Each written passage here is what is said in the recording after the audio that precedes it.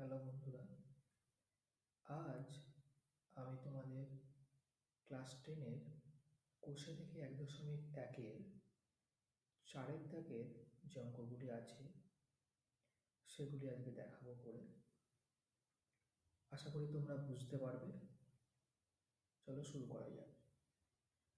প্রথম অঙ্ক আছে a-2 into x square plus 3x plus 5 equals to 0 সমীকরণটি এর কোন মানের জন্য দ্বিঘাত সমীকরণ হবে না তা নির্ণয় করি।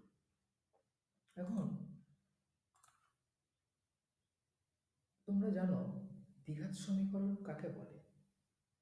তো সেই দ্বিঘাত সমীকরণের ক্ষেত্রে প্রথম যে শর্তটা থাকে যে চলরাশি যেটা হবে তার সর্বোচ্চ ঘাত 2 থাকতে হবে, তবে আমরা সেই সমীকরণটাকে বলবো একটা দ্বিঘাত সমীকরণ। তাহলে এই অঙ্কটার ক্ষেত্রে বলেছে আমাদের দ্বিঘাত সমীকরণ কখন হবে না সেটা বার করতে হবে। কারণ দ্বিঘাত সমীকরণ হবে না মানে এই যে এক্স স্কোয়ার পদটা আছে এটা থাকা চলবে না। কখন থাকা চলবে না, না যদি এই এক্স স্কোয়ারের যে সহগ অর্থাৎ a-2 এটা শূন্য হয়ে যায়। এখন কখন এই a-2টা শূন্য হবে, না যদি এই এর যে মান এই এর মানটা 2 হয়ে যায়, তাহলে 2 - 2 শূন্য হয়ে যায়। তাহলে কি পেলাম, না এই সমীকরণটিতে a সমান 2 হলে সমীকরণটা তখন কি হয়ে যাবে, না এই পদটা থাকবে না, তখন আর এই পদটা তখন আর থাকছে না।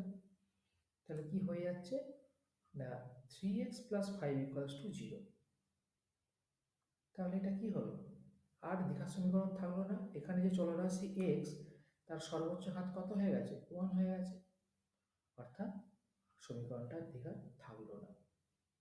তাহলে এর কোন মানের জন্য সমীকরণটা দ্বিঘাত সমীকরণ হলো না, না a সমান 2 এর জন্য। বোঝা গেল।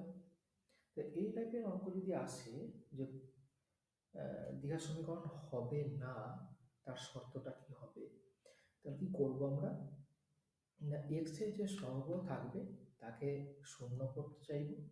তার জন্য দেখতে হবে যে এ এর মানটা কত হচ্ছে। যদি এখানে a-2 এর পরিবর্তে যদি থাকতো a-5, তাহলে আমরা কি করতাম, এ এর মানটা কত হতো, তখন 5 হতো। এইভাবে অঙ্কগুলোকে করতে হবে। নেক্সট চলো দ্বিতীয় অঙ্কে। দ্বিতীয় অঙ্কটা কি বলছে, না x/4 - x = 1/3x, একে ax² + bx + c = 0 এই দ্বিঘাত সমীকরণ আকারে প্রকাশ করতে হবে। করার পর x এর সহগ কত হবে তা নির্ণয় করতে হবে। তাহলে আমরা সমীকরণটাতে প্রথম কি করব, ক্রস মাল্টিপ্লিকেশন, অর্থাৎ এই x এর সঙ্গে এই 3x এর গুণ করব, আর 4 - x এর সঙ্গে 1 এর গুণ করব। তাহলে করলে আমার এটা আসলো। এবার এই 4 - x-টাকে সমানের বাঁদিকে নিয়ে আসবো, তাহলে আমার এটা আসবে। তাহলে এই যে এটা একটা দ্বিঘাত সমীকরণ আকারে লেখা হয়ে গেল, x চলরাশি এবং তার সর্বোচ্চ ঘাত 2। তাহলে এখানে x, এটা x এর সহগ বার করতে বলেছে, তাহলে x এর সহগকে যেহেতু এখানে কোনো সংখ্যা নেই মানে আমাকে 1 ধরে নিতে হবে, তাহলে x এর সহগ হয়ে গেল 1।